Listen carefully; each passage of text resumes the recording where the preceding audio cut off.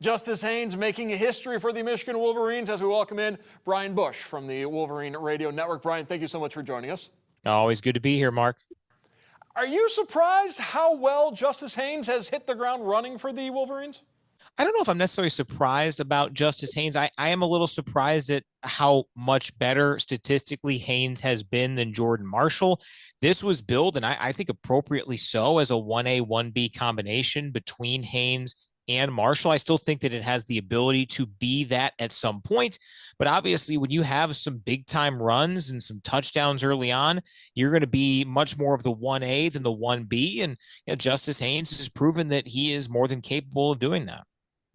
And certainly, coming out of the Central Michigan game, the big talk, Bryce Underwood unleashed the rushing attack from the quarterback, and he had obviously a fantastic game, was named the Big Ten Freshman of the Week for the offensive performance he had against the Chippewas. Yeah, Bryce was really good, and there were questions around Ann Arbor and the Michigan fan base of, when would Bryce get unleashed from a running standpoint? And we certainly saw that on Saturday. And no disrespect to Central Michigan, it's just a different level of athlete that Bryce is to them. And it's also a different level what Michigan will encounter coming up on Saturday at Nebraska.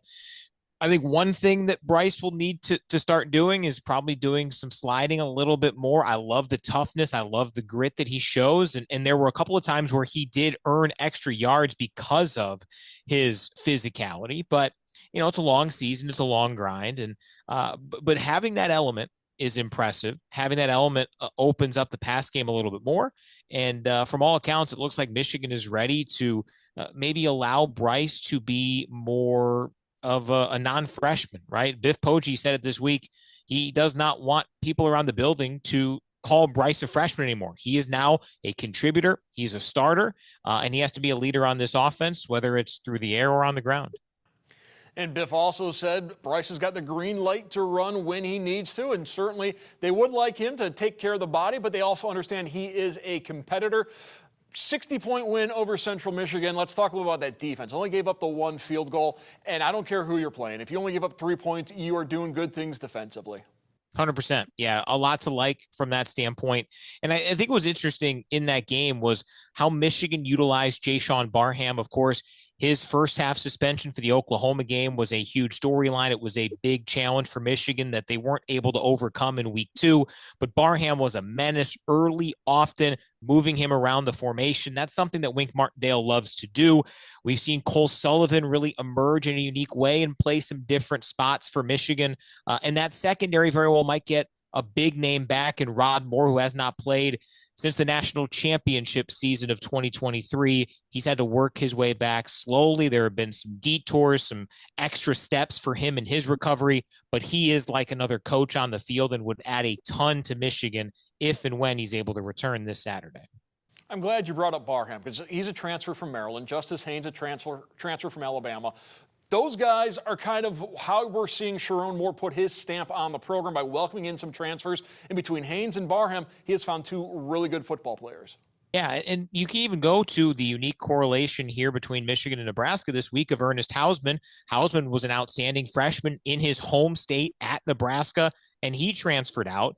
Yeah, you like to have, some guys who can stay multiple years. That's what Hausman has been. Barham in his second year. We'll see what Justice Haynes' future looks like for him. But Michigan's ability, I think, in recent seasons to supplement the roster with transfers. It has not been a wholesale change. They've tried to build through freshman classes and multiple years of development and all of that. But boy, it's a big help when you can go into the portal, fill some needs, kind of like that, professional sports free agency, right? Michigan has done that with some big time players, especially defensively, and you're seeing it show dividends on Saturdays. Let's talk about this coming Saturday. They head to Nebraska, 2 dynamic quarterbacks going head-to-head, Dylan Raiola and Bryce Underwood, a matchup a lot of folks are looking forward to. Yeah, I mean, that to me is the story of this game. 2 weeks ago, Michigan could not really slow down John Mateer. He was the difference in Michigan's loss at Oklahoma.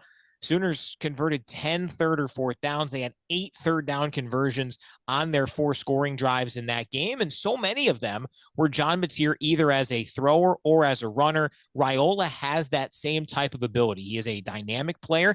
He was at this stage last year what Bryce Underwood is right now. And that is one of the top quarterback prospects, if not the top quarterback prospect as a true freshman, playing at a big time fan base, great atmosphere, all of it.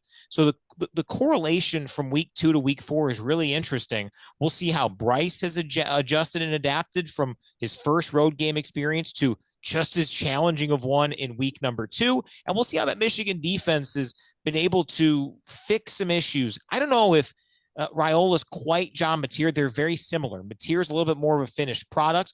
Raiola could get there, and he's probably a better NFL prospect than Mateer. So I'm not trying to take away anything from either of these guys. Raiola, though, is a little bit younger. We'll see if Wink Martindale and his veteran experience can make things difficult for him, which really couldn't quite get home enough against Mateer and the Sooners.